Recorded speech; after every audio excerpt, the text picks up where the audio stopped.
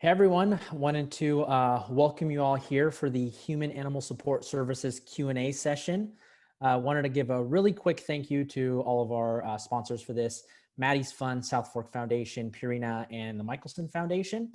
I'm here with the executive committee from the Human Animal Support Services pilot. I have Gina Knepp with Michelson. I have Dr. Ellen Jefferson. We have Lisa LaFontaine. We also have Kristen Hassan. So we have a jam-packed hour with a lot of questions. Thank you all so much for providing your feedback after the previous webinar. We're so excited that there's so much coming back to us and we're learning along with you. So I'm gonna, I think, Dr. J, are you sharing your screen already or? Let me do that right now. And if you'll tell people about the comments, that would be great. Hang on. So as Dr. Jefferson's getting this up and rolling, we'd love for you to also provide us some feedback in the chat if you have additional questions along the way.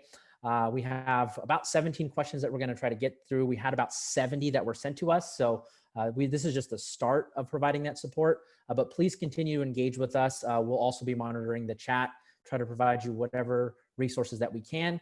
And I'll let, I think Kristen Hassan, right, is starting it off for us.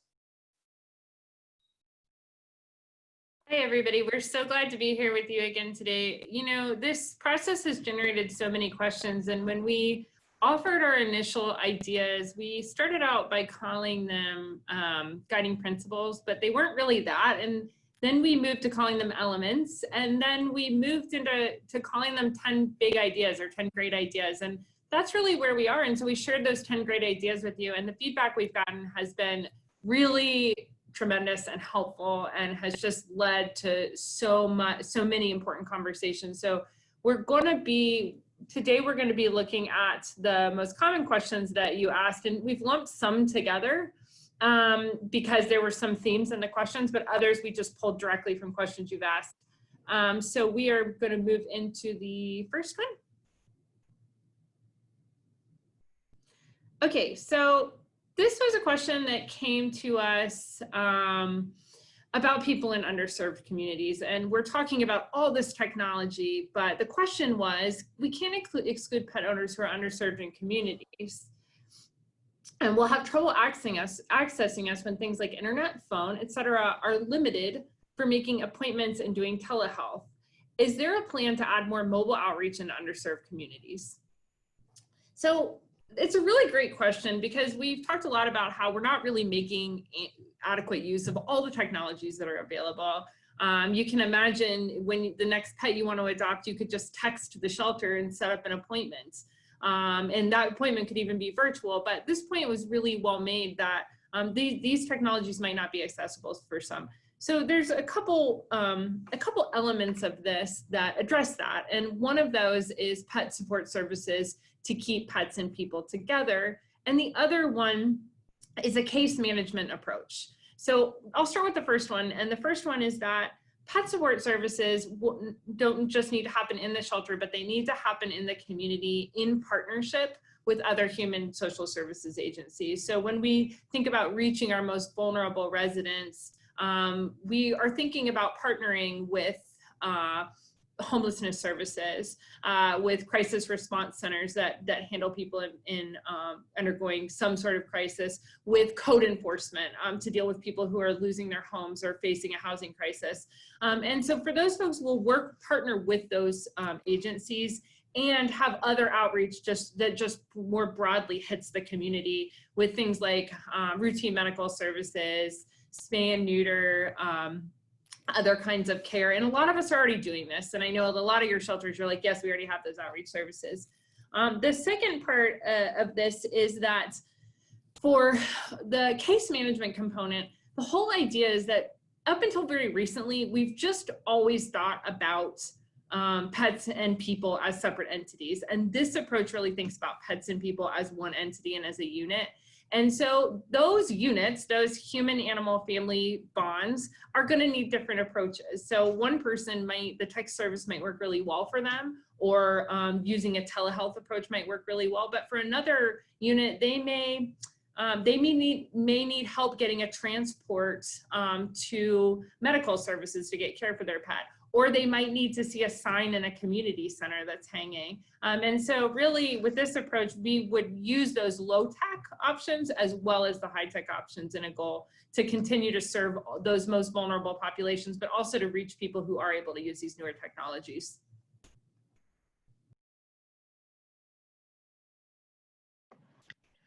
So this is a question that we've heard asked in different ways using different words, but burnout is such a huge issue for shelter staff. And as we move forward, leaning into getting more mindful, comprehensive support from the community, has there been discussion about how we may need to change the way we educate and provide resources and support geared for volunteers and fosters? I think that there are a couple of questions buried in this question. And you know, we always think about staff burnout all of the time. And some folks have asked me whether, as we shift to a model where we're sheltering fewer animals and maybe we're sheltering animals who have greater needs or more behavior issues, is that going to be harder on staff? And I think the answer to that is no. And I just want to share very quickly a conversation I had with one of our team members today. We've actually pivoted already to having almost all of our animals in foster care. And the ones who are in our shelters are seize holds from dangerous dog cases, humane law enforcement animals who can't be in foster care. And so these would be considered more difficult animals. But what our staff is able to do is actually give them more enrichment, more training, more support. And because the shelter isn't so crowded, those animals actually aren't falling between the cracks. And so we feel like we're serving them better, and they're sleeping better at night because it's quieter. And so that's really what I expect to see as we go forward with a model of sheltering in a different way. I think that when it comes to providing resources and support for volunteers and fosters, one way we've done it that I think can work very well is that you give the same burnout and compassion fatigue support to volunteers and fosters as you do staff. And we actually have them in some of the same seminars and conversations. And I think that then you build a really comprehensive support group between staff and volunteers. And this model calls for letting volunteers in a deeper way. And so the more that we can break down the boundaries between staff and volunteers and provide the same resources, I think the better we'll be.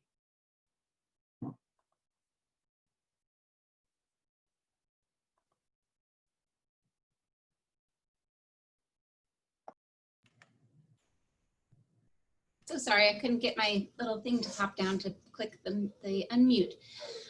Okay, so this question is there a path for nonprofits to take on a role even if the municipal shelter or animal control contractor is not participating?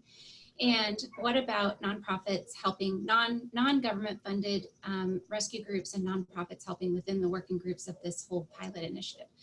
I'll start with the first question, and that is, the answer is yes, absolutely. And I think that every community is going to be different, and there's different drivers in every different community. And what I think one of the things that we're working on is a decision tree for non-government funded shelters to try to determine how they can help the best and be the most effective in helping animals within their community. And so that might be not actually being part of this and focusing on trying to help animals that if the municipal shelter or the government funded shelter is continuing to take in animals at the same rate that it did before, and there's no opportunity to intervene or to create any kind of intake counseling service or anything that can be done to help decrease the numbers of animals coming in, it might make the most sense for a nonprofit partner to keep helping on the live outcome side of that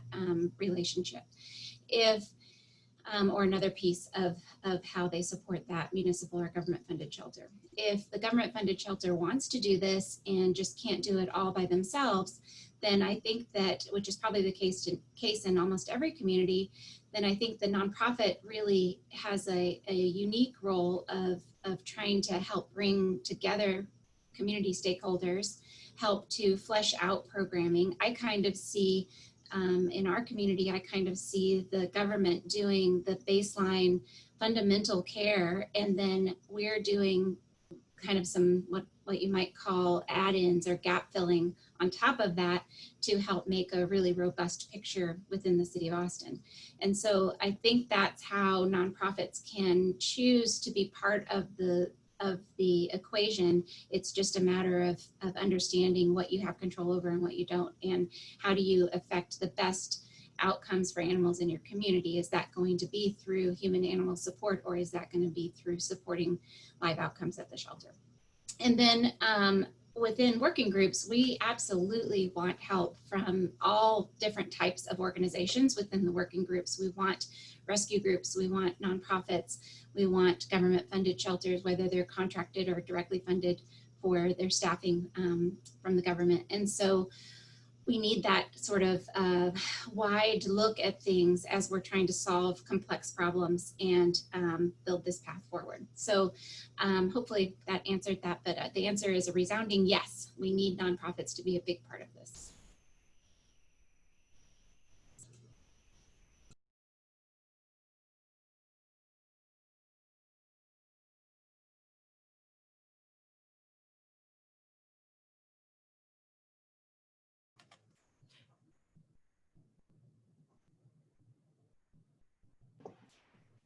Okay, now I'm not muted anymore.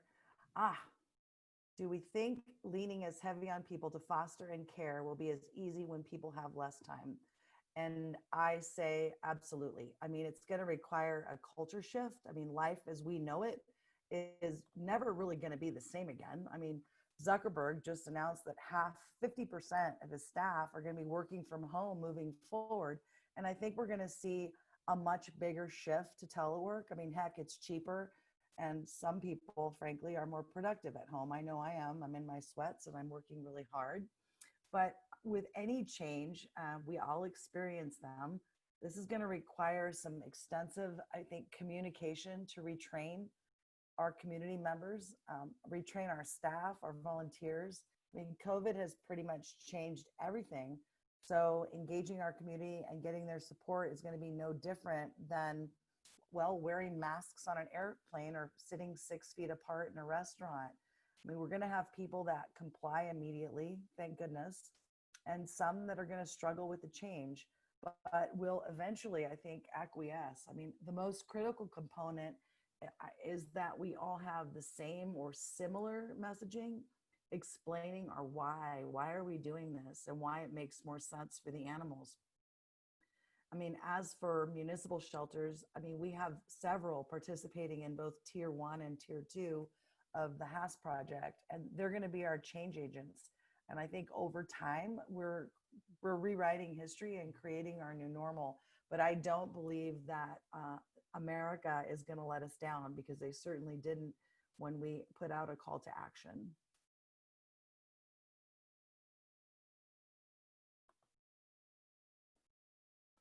Well, it's still my turn. Unions. I love unions. Hold on a minute. So I was in municipal government for 33 years, all of which was as a represented employee and then managing represented staff. And I'm super comfortable with unions. I mean, they really only want a few things. They want their union dues. They want fair and equitable treatment for their members. And then lastly, the highest wages possible, all of which I understand and support. Before I retired from Front Street back in October, we had successfully rewritten the duties of our animal care technicians. And when I did that, I made the scope of their work super broad. I wanted to make them as global an employee as possible, which would give us flexibility over the changes that potentially could occur in the work, in the industry. I mean, I had no idea we were going to have a pandemic, but I'm so glad I did it, because now the new director at Front Street, Philip, can actually take an animal care technician and use them as a vet assistant in the medical building when there's a shortage. I mean, I wasn't that smart to predict that, but as a result of this broad global rewrite of the spec, that's what came out of it. I really recommend that those of you that are in represented organizations consider doing the same thing. I mean, a job spec revision usually results in a salary increase, which employees love. but more importantly, it broadens their skill set, allows them to do more and be more. And frankly, more people relish the opportunity to expand and grow within their classifications. I don't know too many people that don't find intrinsic value in getting to have more responsibility and do more things and grow. I mean, I'm happy to chat offline with anybody that's thinking about spec revisions. It's not that hard. It just takes a little bit of effort. It might take a little bit of time, but it's definitely doable. As for fostering animals during their stray hold, granted, the laws differ from state to state, but for the most part, if we do our due diligence, post an animal on a public-facing website, what difference does it make where it sleeps at night? It doesn't. As long as we're fulfilling our obligations, I really don't see that as a challenge.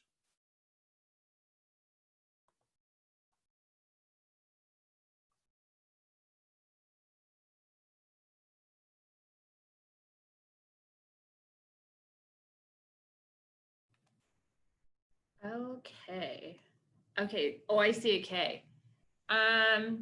So this question has come up over and over again. And it's an interesting one. People are really worried that support for fostering might wane. And so this question is, what leads you to believe that the current community interest in support of fostering will continue once everybody is going back to work, school, etc.?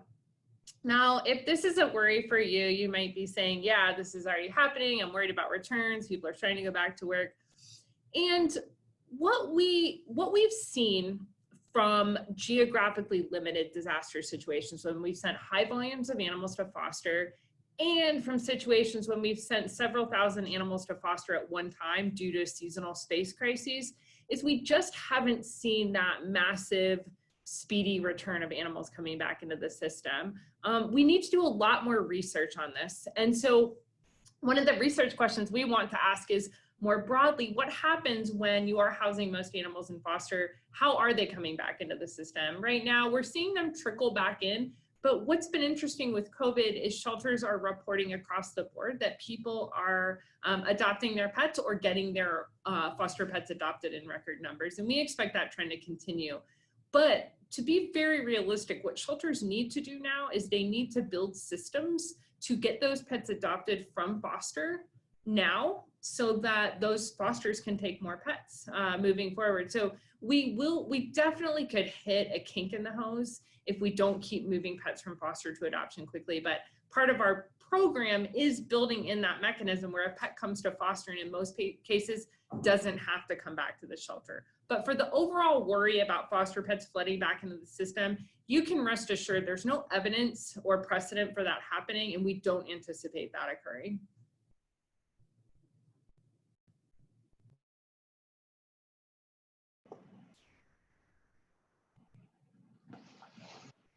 So I think this is a really good question, and there are several questions in here. So I want to unpack it and try to speak to all of the issues that I can see.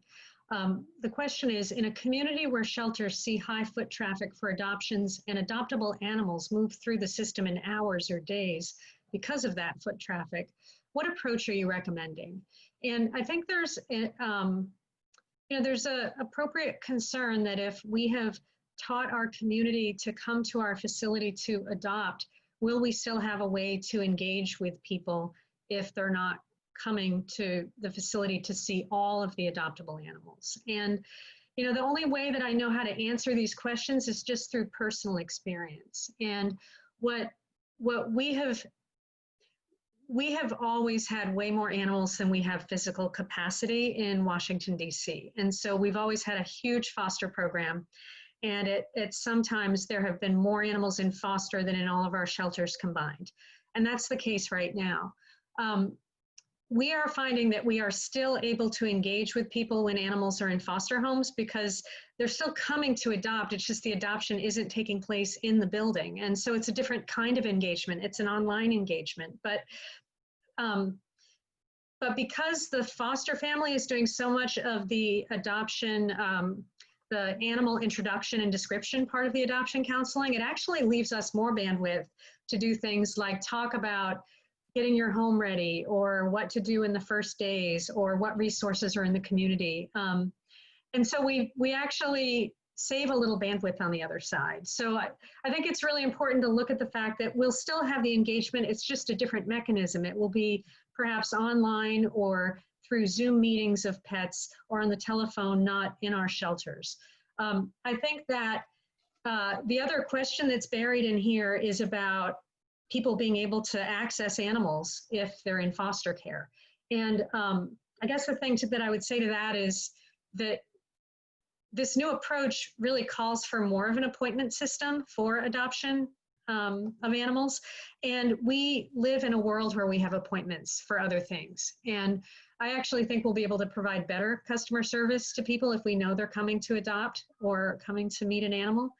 I guess the final thing I would say about this question is, what are we doing for animals that could just kind of quickly move through our adoption center immediately without needing to go to foster care? And I think we need to design intake systems that anticipate, is this an animal that will get out of a shelter within hours and never needs to go into foster care? Or is this an animal that really will benefit from a foster-based approach? So in many ways, this new model starts with the animal, and it starts with what's best for that individual animal. And then we create pathways for him or her based on what they really need and how they're going to get into their permanent home most quickly. Lisa, I want to add something to that too. I mean, imagine shelter staff having a modicum of control over their day. You get to work and you have your list of appointments. Imagine that. I mean, when a customer schedules an appointment, you have an opportunity in advance to gather some information. So you're really prepared to introduce them to the perfect addition to their family versus this ad hoc walk through the shelter, which oftentimes most matches result from how an animal looks versus the fit. I mean, we could potentially reduce our return rates because we're doing a better job pairing people and pets. And I think that, I don't know about how you all feel about this. I think there's some concern from people that if most pets are going to foster and they're getting adopted from their foster homes directly, that somehow that is going to be a less engaging system. But I know most of us have done that, and we've found it actually increases engagement, not just between the shelter and the community, but between the foster and the adopters. Have you all seen any downsides to doing adoptions out of foster homes and not having as many animals in the physical building?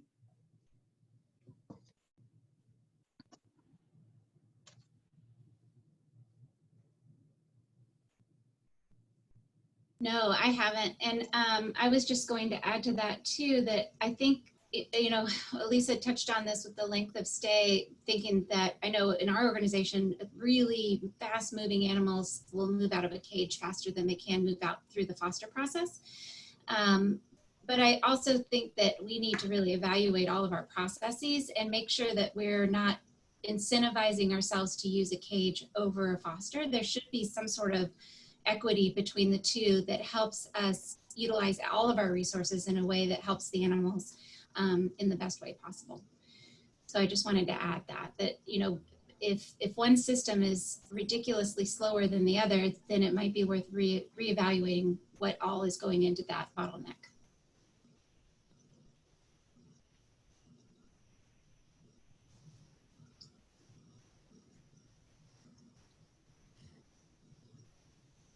Okay, so this question came to us from our friends in Australia. We're so excited not just to have US shelters represented, but on our last call, we had shelters from 6 different nations. And what's been so interesting is that within the US and around the world, our communities are all different and our shelters have unique needs. And a lot of the questions we've got have been based in each shelter's unique situation, but the problems are all similar. And this is a good example of something we all face. So looking at geriatric rescue pets that are harder to get adopted, how do they fit into this program? What's the place for them? And you know, this is a good time to remind everyone that the shelter is still needed. It is hard to conceive of a situation in which a physical structure isn't needed for certain things. animals with medical and behavioral challenges that need the immediate care of the shelter, and the shelter's still going to be there for those animals. And so for geriatric pets, the shelter might be a great place to go to get the care they need, to get to the point of being healthy enough to go to a foster home, or if they're much older and are near the end of their life, to go to a hospice home. But we've learned through research done by the ASPCA and HSUS and so many other organizations over the last decade that actually geriatric pets, older pets, are actually quite highly adoptable. We just don't always believe they are. But when we ask the community, if you look at when Austin Pets Alive started out, they were taking the hardest animals from the shelter and have done so for the last decade, and have gotten pets that are really challenging, including very geriatric animals, have gotten them not just fostered, but adopted into living homes. So some of this involves overcoming our own ideas about what's adoptable, and some of it involves how do you look at each animal and say when does that animal need to be in the institution? So if the institution is like a hospital, how long does that animal need to be in the hospital? And then when can it move on to a home setting? And so that's where we go back to this casework approach of every animal is a little bit different, and one geriatric animal won't be the same as another. Yeah, and Kristen, we will share that we did a study on geriatric outcomes, and we can share that at some point. I don't have it at my fingertips, but and it showed that the people that were adopting geriatric animals loved them as much as people that were adopting non-geriatric animals, and would not have made their decision differently if given the chance to do that again. So I think that's super compelling evidence. And another thing that I keep thinking about with geriatrics is that when I see them come in, often Austin Pets Alive is taking them after a shelter has already had them in their care. And so we don't ever know really what the conversation is at the beginning of the process. And for truly geriatric animals, I often wonder, are we doing the right thing to separate them from their person? If it's a financial problem or whatever has caused that rift, for an animal that has spent 18 years with somebody and then comes to the shelter and isn't quite ready to be euthanized, but is in that geriatric stage, how do we just help that person keep that pet until they actually are at that point where they're ready, instead of taking them in and trying to go through the process of rehoming or euthanizing early. So anyway, just wanted to add that.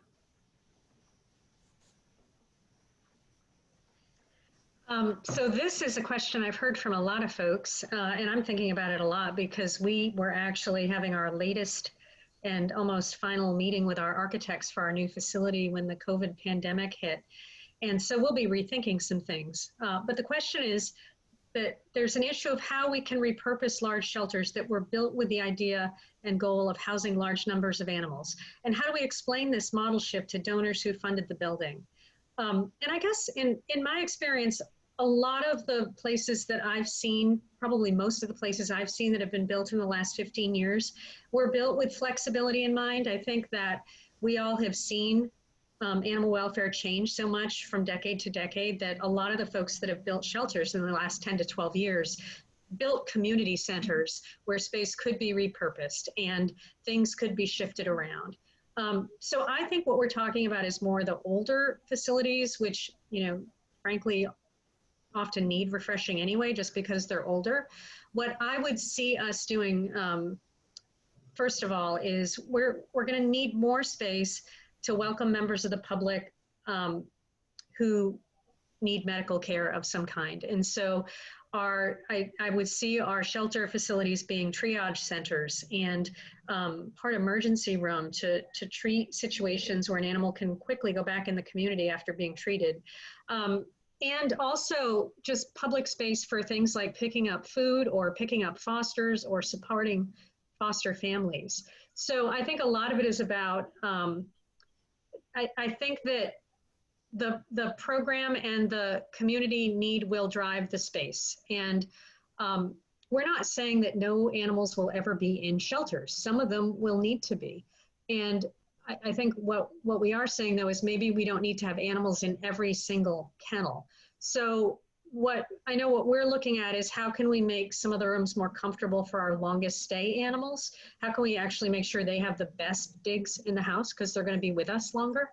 And I think that donors, in my experience, donors, they crave contact with us. They want to be on the inside. They want to know what the leaders are thinking and what the trends are. And I feel really confident that you can sit down with donors and explain how you're repurposing space in a building and allow them to ask questions, and that you will get through the other side with them. So I think it's about taking the care and the time to have honest conversations with donors, but also just really looking at our places broadly as community centers where the community can engage in a number of ways with us.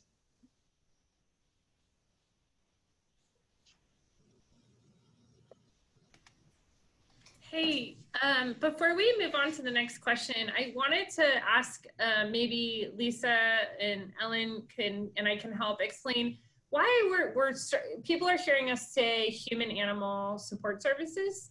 And we have Kim Wolf on this call. So Kim, please feel free to type in the chat box, but you're a good example of, we had named this thing and then we got your feedback and said, oh gosh, Kim Wolf is totally right on this. And we have moved to a new tentative name, which is Human Animal Support Services. So Lisa, do you want to share what Kim shared with us, or explain it to everyone?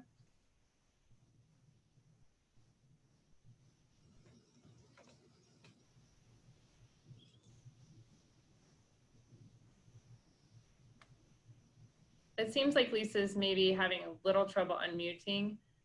So I'm going to take a stab at this. But Kim is actually, I think, getting her master's in social work. Correct me if I'm wrong, Kim. And actually, oh, there you are, Lisa. Yes, thank you. Sorry, I had a systems freeze. A lot of you heard Kim Wolf, who has lived her career in both the animal welfare and the social services world, talked to us on one of our Friday calls a couple of weeks ago about the integration of One Health and deepening community programs. And I actually had heard from her about our original name, which was Animal Social Services. And she gave an excellent piece of feedback that was two-part, which is number one, the human social services world hears that phrase and thinks that we're assigning a social worker to an animal. They don't hear that phrase and hear that there's a multidisciplinary integrated approach to preserving a family unit that includes 2- and 4-legged family members. And so part of it is, we feel like it's really important to have credibility with the people that we're trying to partner with in a new way, which is the human social services world. And so we have to use language that is sensitive to them and that makes sense to them. And human animal support services is a phrase that they're used to. So it's a way of reaching out, extending an arm. It's a way of having credibility. And it's a way of talking in a language that they're already using. I think that the other part of it is that social services has connotations of a crisis. And we're not actually talking about being in crisis all the time. We're talking about putting preventative, proactive support services in place in the community so that animals and people don't have to come into crisis. And so we really like it for that reason. And I guess the final thing is that social services just has some baggage in the social services world. And so we wanted to create a framework and an acronym that is fresh and relevant and modern and doesn't have baggage. Thank you, Lisa. Yeah, and thank you, Kim, for helping us remember that this really is about the human-animal bond, and that it's important to emphasize that in every element of what we do, and that this title that you proposed and that we love, and we'd love to hear from some of, but this title that you proposed really emphasizes that, with the words human and animal being the first 2 words.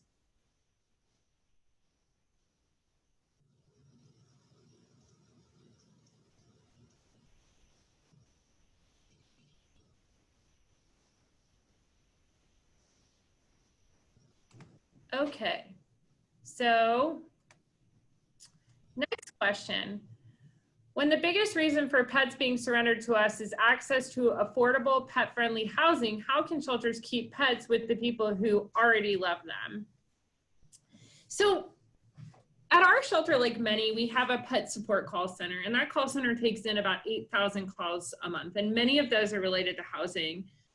Stacy Coleman of Animal Farm Foundation said a few years ago, and Caitlin Quinn also, who was then with Animal Farm Foundation, said that housing would be the fight of the next decade. And that's probably true. The housing is becoming less accessible, not more in some cases for pet owners. In other communities, they're taking a really proactive approach to trying to ensure that housing is pet accessible, but it's a huge barrier for people. At our shelter, it's the second most impactful thing on pet ownership other than medical problems. So there are a number of interventions we can make, and we've only really just gotten started in this realm. A few of those, one of the things that we do now is we call landlords and talk to them about the pet owners. So much of this is based on breed restrictions, and we actually call landlords and explain it to them that about the animal and ask them what they need in order to have the people keep their pet. But we also are doing a lot to help people find pet accessible housing, and that involves conversations with individuals, pet owners. It sometimes involves helping people get their pets into compliance with spay neuter or vaccine requirements. It sometimes means offering behavioral support, so negative behaviors that are getting them excluded from housing are solved. But it can also involve just helping them find a new place to live. And sometimes we do that too. So there's a number of things we can do, but we really haven't even dipped our toe into the water when it comes to this. And people feel really helpless about it.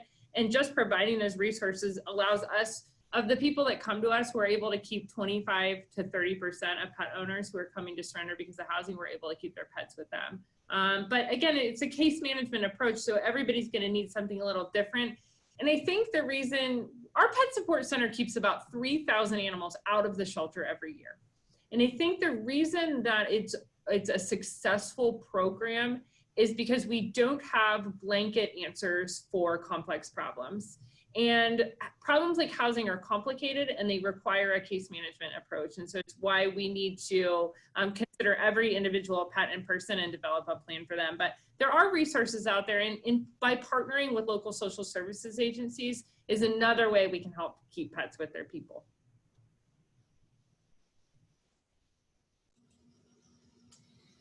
Okay, so what do you think is the best way to roll this program out to our communities? For some with open admission shelters, it'll be a big change, positive long-term change, but still a big change. And this is a great question because it is really daunting to think about how to engage the entire community in this process. And especially if you haven't always had a really open relationship, meaning that they're involved in a lot of the business decisions and having input in things. And so what I would recommend and what we're trying to do is really bring people in early. So start talking about this and talk about what it is and what it isn't. This is not leaving animals on the streets to suffer. Talk about what you're trying to accomplish during COVID. COVID's already created changes that are potentially here to stay for a long time. So those changes have nothing to do with what you are hoping for the future. The opportunity that bringing the community together and talking about this provides is the ability to create the new future and not just automatically revert back to the past that I think everybody knows is not what we would create if we could start from scratch. And so talking to the community about that, starting with a blog post, starting with a media interview, trying to get the word out, and along with all of that, asking for help. So this is explaining this is a daunting process. And so how do we start to create working groups within our one community? How do we create working groups that can start trying to solve issues of filling the gaps that exist? One of the projects that we're working on within the pilot and trying to get ready so that we can share as fast as possible with everybody else are things like trying to map out what the local ecosystem looks like, who's doing what, and what is already taken care of that maybe not everybody in the community is even aware of a service that exists, how does that become common knowledge in the community? And then how do you fill the gaps, and who can help fill the gaps? And in my mind, that is asking volunteers to come forward, asking people to volunteer their time that have experience with certain issues, like looking at the ordinances that exist in your community, or marketing, rolling out a mass marketing campaign about here's where you look if you've got animals that are lost. Or here are all the resources available if you're trying to rehome your pet, and here's how these different organizations can help. As far as I know, I don't know of any city community-wide initiative that really creates that whole picture and everybody in the community is aware of it. Most communities default to call the shelter or bring it to the shelter. And we've trained people to do that. And so what we're trying to undo is that training, but you can't just take it away. It has to actually be replaced with positive things that can be better for humans and animals. And I just think that there's such huge value in bringing people in to talk about it and to solve those problems and create that path forward with you. One, it makes it easier for you and your staff to do it if you're the shelter that's trying to lead this change. And two is you get a really robust perspective from a lot of different people that hopefully really care about this issue, or they wouldn't be spending the time working in a working group. And there's all sorts of tips to make sure that that's a productive group of people. It doesn't go off the rails and turn into a really negative thing. And we're happy to help provide what we've done in the past and what we're hoping to do in the future with our own communities to affect that change. But I think that the biggest thing is bringing people in early, starting to talk about it, not promising that it's all changed already, but letting people know that there's a lot of work to do and you could really use some help.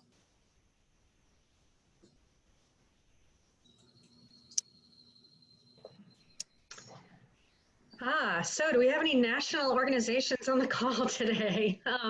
So this question is, how can we move national organizations away from making one-size-fits-all recommendations to agencies across the country? I think the thing that I would want to say is more about what this project is and what this initiative and movement is.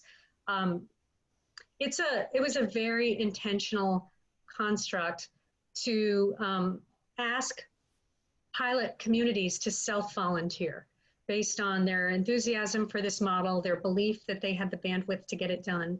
And so if you look at this HAAS initiative, the inner concentric circle are the prototype cities who raised their hand first and who are going to be engaging in a really deep way and who are already meeting as a group regularly and have already created a learning group amongst themselves where we share successes and challenges. But the whole idea behind this initiative is that everybody is welcomed, everybody is wanted, and everybody has a voice and a role to play in making the animal welfare community of our country and our world better and more impactful. And so I really look at it as concentric circles, and the prototype cities are the inner circle. We already have a couple of dozen tier 2 cities who are going to self-implement.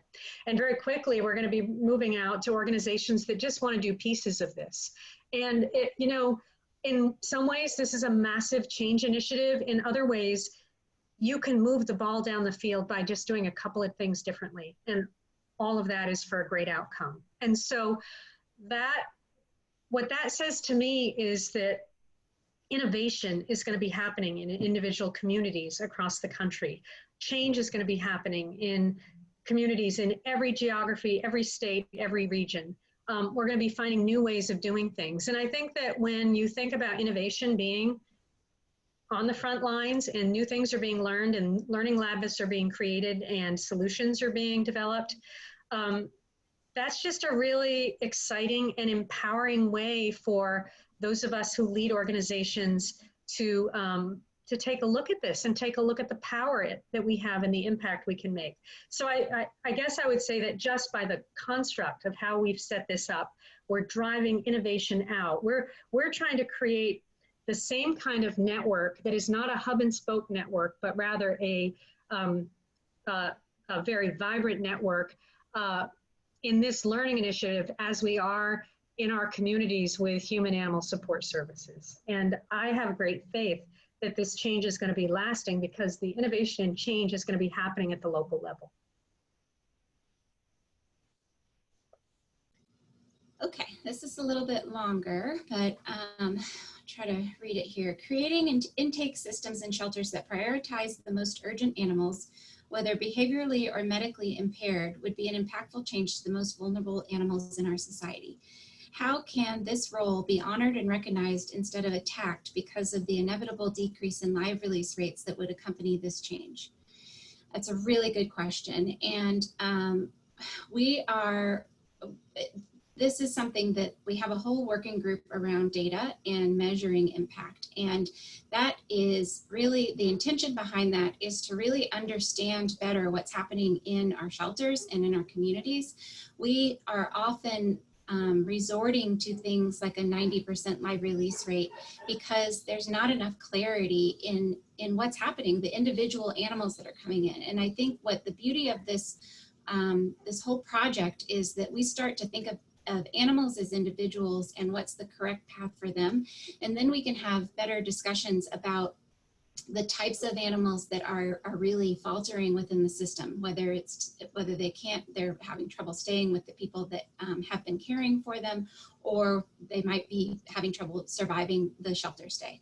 So those are conversations that we've never been able to get to because we are thinking about all of our data and our animals as masses and not as individuals. And I think when we all can take a step back and have the breathing room to really look at what's happening with our animals and how do we actually start talking about them and measuring them in ways that are more respectful of them of being an individual. And I mean that for my organization too, any organization, that it's not all about this collective number, it's about the individual animal. And I think things like live release rate, they're incredibly important right now because there's no other way to understand and to communicate about what's happening in shelters. And hopefully the need for that kind of generic communication device goes away because we're able to have real conversations. And I think of it a lot like hospitals, probably because I'm a veterinarian. But what is happening in hospitals is when you're talking about mortality statistics, they don't just lump in everybody that is dying within the hospital system. They have very robust ways of looking at how it's working for individuals with certain conditions and what their success rate is with certain treatments and how they're making it through the hospital system. So I think we have a real opportunity to start thinking more like that, where individuals are being cared for within our facility, whatever that looks like.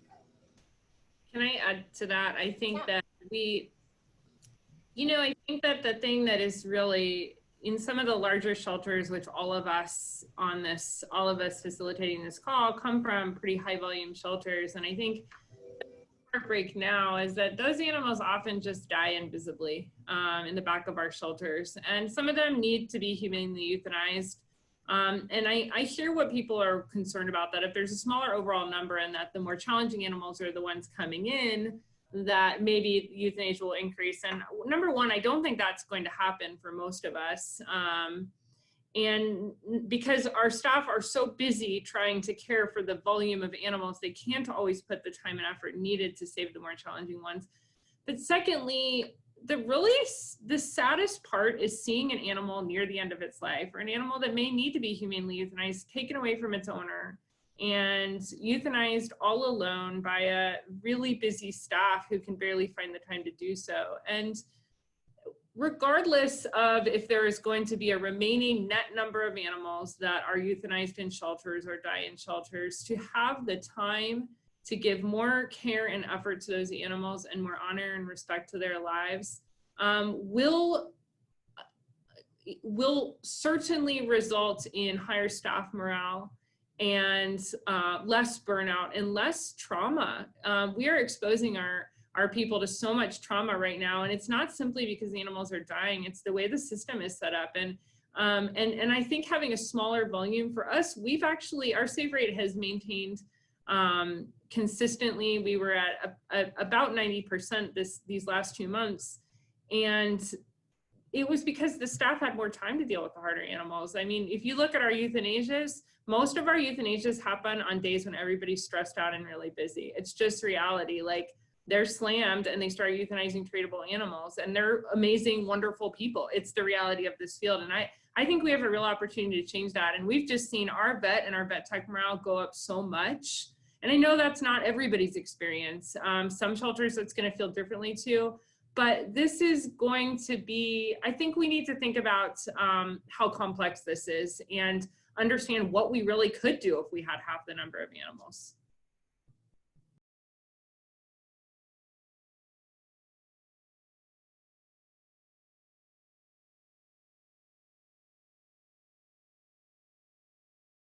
Oh, I am here. I am, I promise. Is the foster system being proposed hosted by a shelter? In many communities, the organization that places animals in foster homes is responsible for all care for the animals, including food and medical. How does having 2, 3, 4 times as many animals in care impact the resources an organization has to invest in the high-need animals? Well, I mean, personally, I think we need to take somewhat of a hybrid approach. I'm not sure we'll have 2, 3, 4 times as many animals in our care if we truly implement the 10 great ideas, which I'm positive are going to be 20 great ideas by the time we're done. I mean, we should actually see a reduction if we're meeting people and their pets on their own turf. I mean, also, a lot of fosters are often willing to pay for their own supplies and food. When they don't, it's usually because we forgot to ask. I mean, I predict ultimately that we're going to see a cost savings, and not that we're going to get reduced budgets or lose staff, but we can repurpose and rejigger some of those savings. But we have to ask our fosters for help. And I also think it's a great fundraising opportunity. Imagine the marketing behind, you know, helping people who help animals in your, you know, insert your city name there or your organization name. I don't see this as a challenge at all.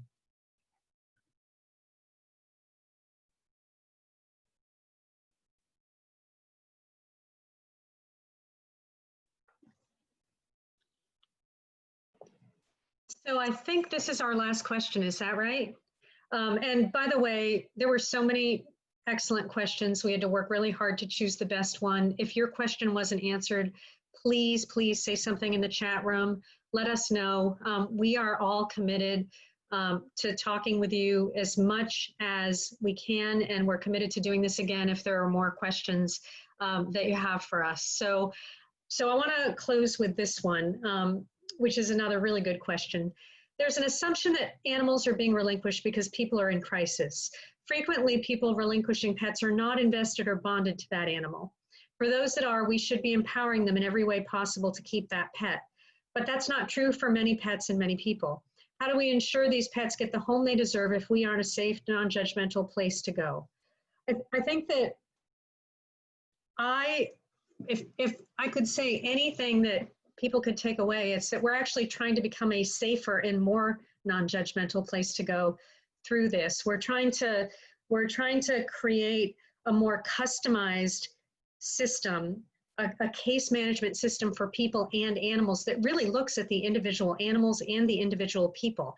And I think if we find a way to do that right, that we're going to be much safer and less judgmental, because we're not going to be hurried, we're not going to be moving fast, we're not going to be on automatic pilot. We're going to be listening and talking to and hearing the person who is on the phone or in front of us. So please know that our deepest commitment with this is actually to be more animal-centric and more customer-centric and more individually focused. We had a really interesting study that we did in Washington, I think in 2013 or 14, at our New York Ave shelter, which is, it would fit very comfortably in any third world country. It's a very typical 1940s, 50s pound facility. And we were seeing a lot of people that seemed really angry and done with their pet surrendering them. And we got a grant from the ASPCA to hire someone to interview every single person surrendering an adult dog, to understand what was really behind the surrender. And we developed scripts that really got at the individuality of that pet and really tried to celebrate that pet. What we found is that if we ask the surrender question in a different way, people not only opened up, but often sobbed with the deep, horrible grief of having to give up their pet and feeling like it had come to this. And what we realized from that study is that a lot of the people that we had assumed were bad pet owners, judgmental people who didn't care about their pet, actually cared about them profoundly, deeply. But the only way they could cross the threshold was to try to break that bond emotionally in their own minds before they came to us. So I don't want to ever assume that people who are saying that the animal is a bad animal really mean it, because that study changed my beliefs about that forever. And I think it's important we create the space and the time to have those conversations. Now, absolutely, I agree that there are two options. Either the person is really deeply bonded to their pet and they are at the end of their rope, or they really are done with them. And I feel that this approach where we can kind of break out of automatic pilot and really talk to individuals will help us determine which case that is. Is the person really done, or are they desperate to keep them, but they just think they're done? And we're going to find ways to have those conversations and develop solutions. We absolutely have to be a safe place for animals who are abused, who are abandoned, who are disregarded or not wanted by people. We absolutely have to continue to do that, and we will continue to do that. But for those people that have kind of put on a tough face because they're faced with the heartbreak of having to give up their pets, I think we're going to be able to be there for them in a different way. Thank you. Thanks, Lisa. And thanks everyone for being here with us today. We've seen on the comments today, a lot of folks bringing up social justice and caring about people as much as we care about animals. And so that's probably its own dedicated conversation, because there's just so much of this that's rooted in connection to other human social justice movements. And I mean, if we can look at the work being done with older adults. We can look at the work being done with the human foster care system, reforms being made to Medicaid, and reforms being made in education.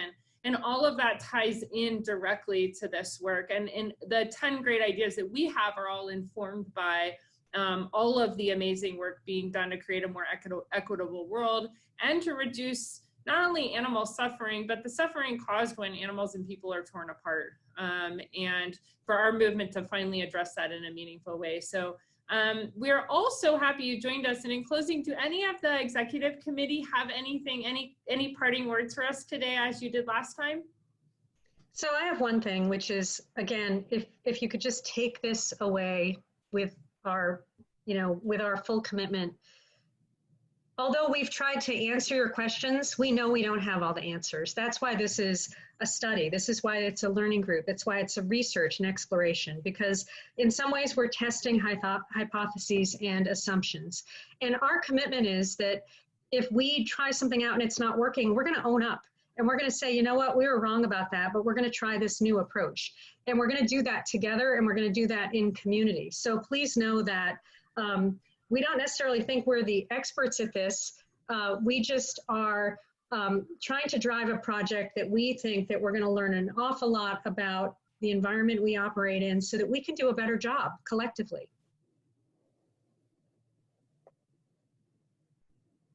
Ellen? Yeah, I was just going to echo that. That's beautiful. And I think we're embarking on something that's really big. It's bigger than all of us have ever been before, and all of our industry has ever been before. This kind of thinking through of what we're going to do about animals at this large of a scale is a huge endeavor. And absolutely, there's going to be 1 million mistakes, and there's also going to be a lot of progress. And I think we can all work together on championing the things that are working right and make them happen even bigger. Gina? Everybody says such wonderful things. My only message at this point is I know there are a million other questions and we want to know what they are. And we may not have all the answers, as someone said, but I think collectively we can come to a place where the world will be better for animals and people in America. And that's all I'm hoping for. So send us the questions, even the hard ones, we can handle it. Bobby, you want to take it home? Well, I've just been sitting back. I literally just put my bag of popcorn down because I've been watching this show. Just incredibly excited to be a part of this project. I just wanted to thank the executive committee. All of you have full-time gigs. You're doing this because you're passionate about it. I'm excited to talk more. I'm excited that everybody that started is pretty much still on this call. There's going to be lots of more questions in the future, and we'll be alongside you while we're figuring out those answers.